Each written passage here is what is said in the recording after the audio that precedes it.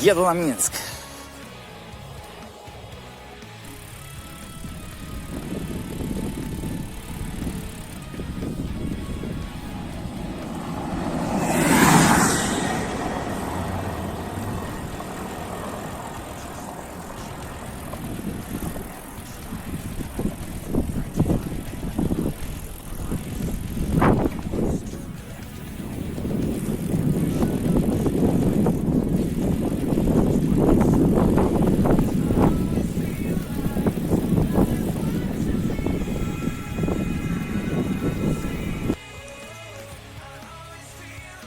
Так, мой туринг-велосипед собран.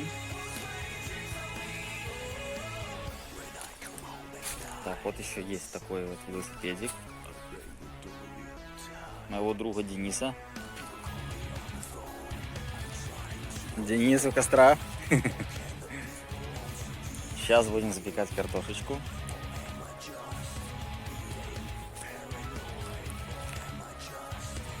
Вот, в общем-то, велик собран. Повесил колоночку покуда.